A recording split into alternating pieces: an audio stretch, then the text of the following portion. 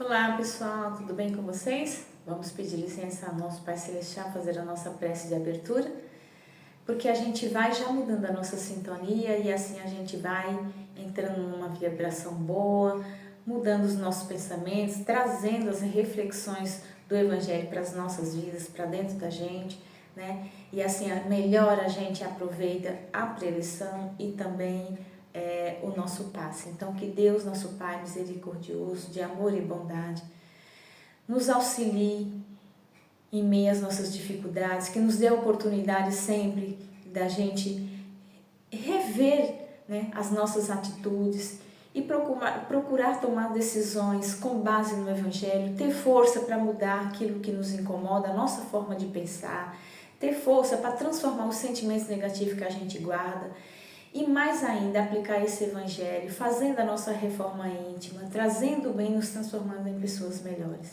Que assim seja, graças a Deus.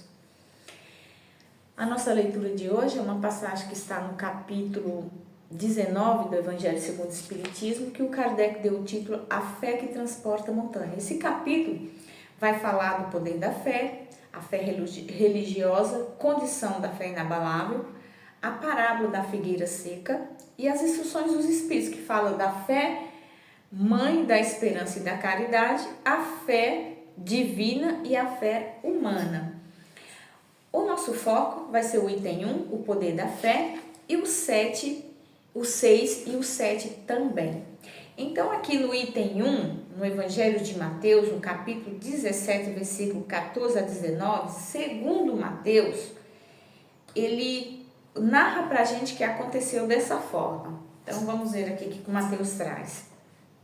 Ele fala o seguinte, ele fala, e depois que veio para onde estava a gente, chegou a ele um homem que, posto de joelhos, lhe dizia, Senhor, tem compaixão do meu filho, que é lunático e padece muito, porque muitas vezes cai no fogo e muitas vezes na água. E tenho apresentado a teus discípulos, e eles não puderam curar. E respondendo Jesus disse, ó geração incrédula e perversa, até quando hei de estar convosco? Até quando vos hei de sofrer? Trazei-me cá. E Jesus o abençoou e saiu o demônio, e desde aquela hora ficou o moço curado. Então lhe disseram, por que nós não podemos lançá-lo fora? Jesus lhe disse, por causa da vossa pouca fé. Porque na verdade vos digo, se tiver fé como um grão de mostarda, direis a esse monte, passa daqui para acolá, e ele há de passar, e nada vos será impossível. Então, olha só, né? Que passagem profunda. Por causa da nossa pouca fé, a gente deixa de fazer muitas coisas, mudar muitas coisas em nossas vidas, porque aqui Jesus não está falando do monte, de uma montanha física, né? Jesus está falando das montanhas que a gente cria dentro da gente, que a gente alimenta através de sentimentos, de pensamentos, das nossas inclinações, das nossas inferioridades como um todo, né?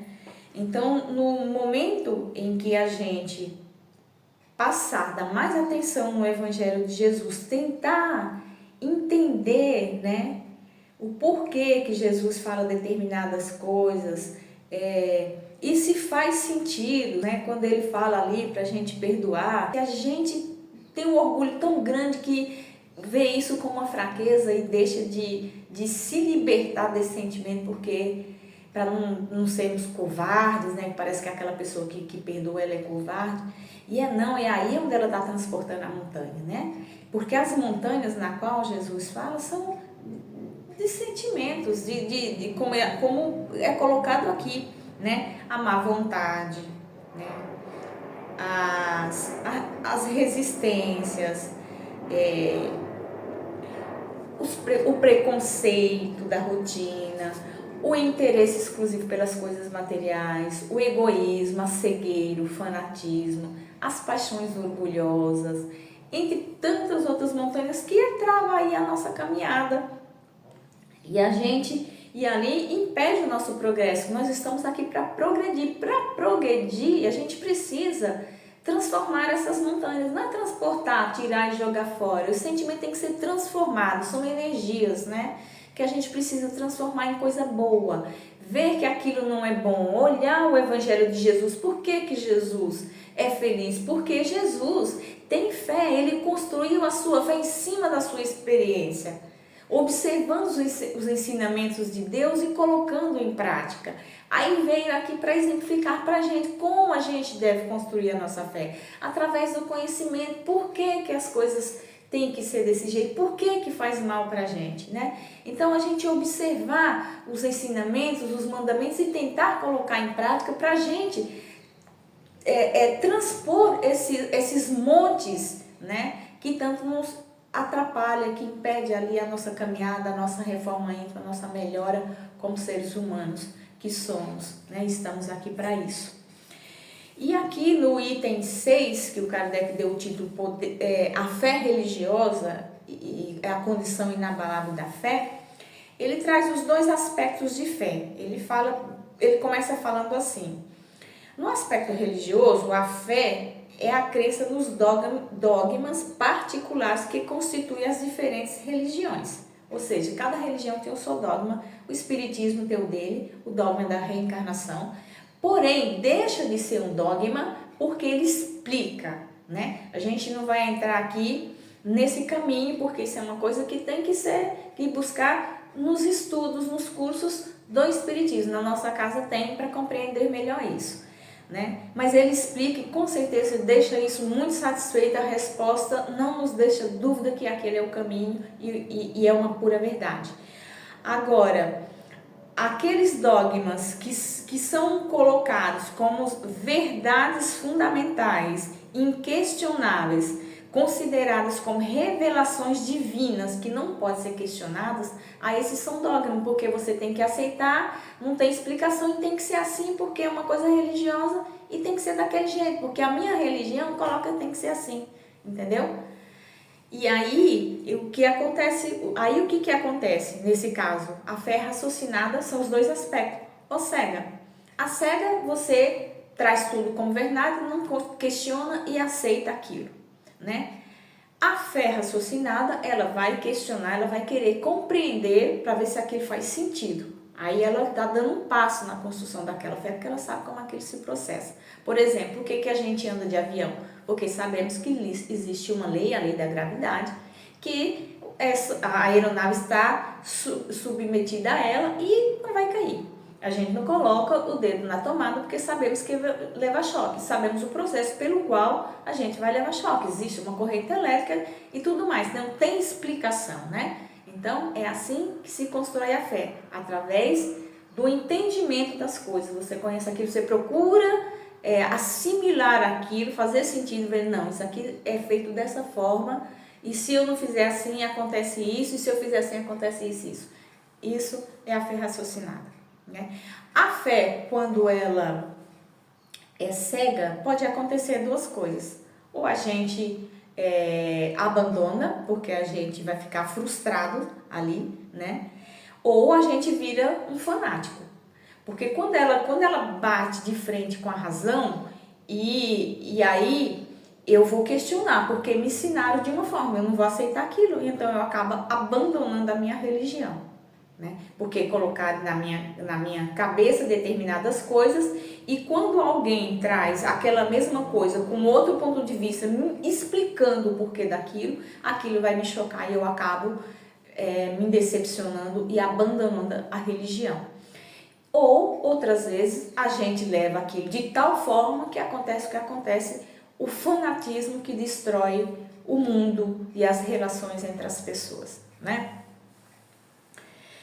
E aí ele fala também aqui pra gente que a fé, que existe um ditado que a fé não se prescreve. E realmente, a fé não se prescreve e nem pode ser imposta. A fé, ela tem que ser adquirida, né? A gente é que tem que procurar a fé, não a fé a gente, né? Então, a gente precisa procurar os meios de construir essa fé dentro da gente. E muito das vezes, esses meios estão dentro das coisas que acontecem no nosso dia a dia.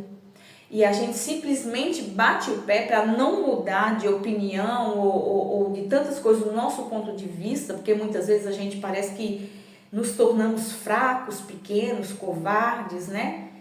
A ter que encarar que estamos errados, que aquilo não é até então como eu pensei até aquele momento, como eu acreditei, e mudar de atitude e pegar o outro caminho e ir crescendo e construindo a nossa fé, né? E então a fé, ela é adquirida, ela é conquistada através do conhecimento daquilo que a gente observa, assimila e pratica, porque sabe como funciona, né? E por outro lado, e isso tem que ser feito com muita sinceridade, né? Querendo realmente chegar na verdade.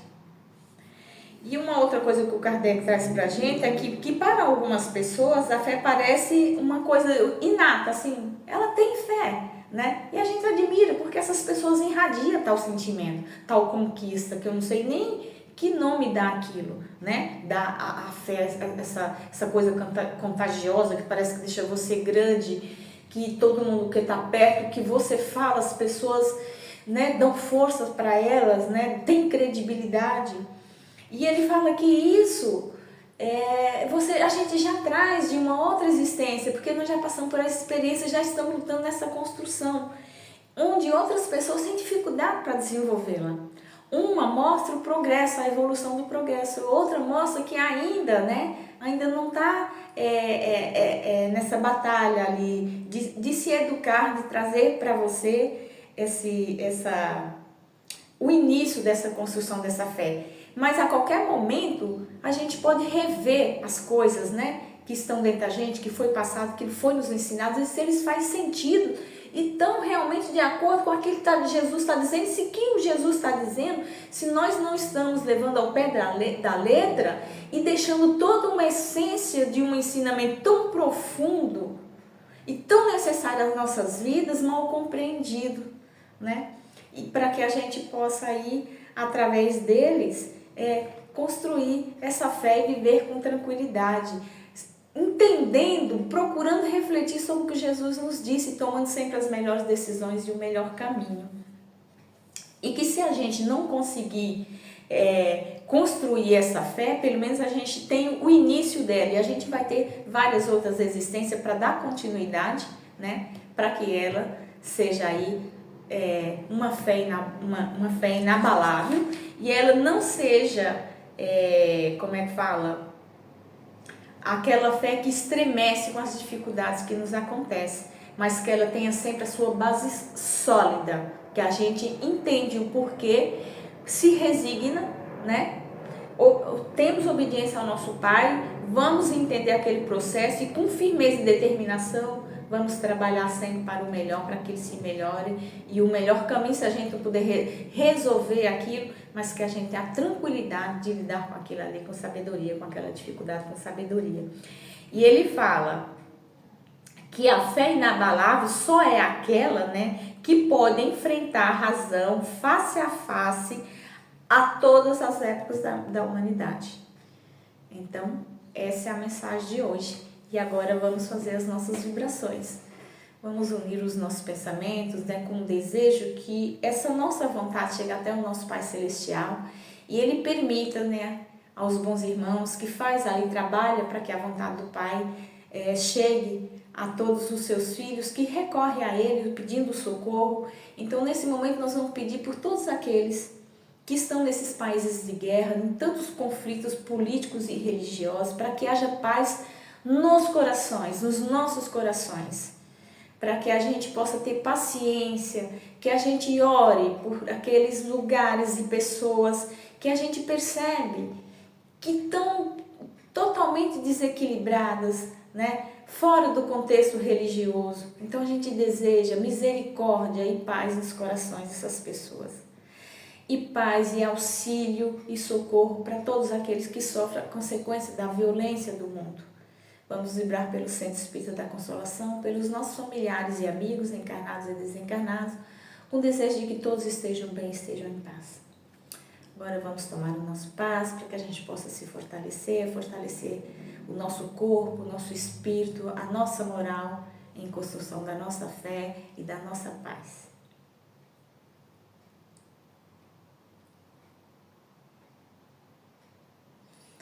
Vamos pensar naquela pessoa, onde quer que ela esteja, que o benefício do passe chegue até ela.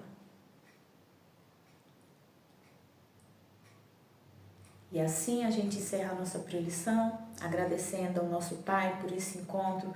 Esperamos a Ti, Senhor, que possamos nos encontrar mais uma vez, que o Senhor nos abençoe e até a próxima. Que assim seja.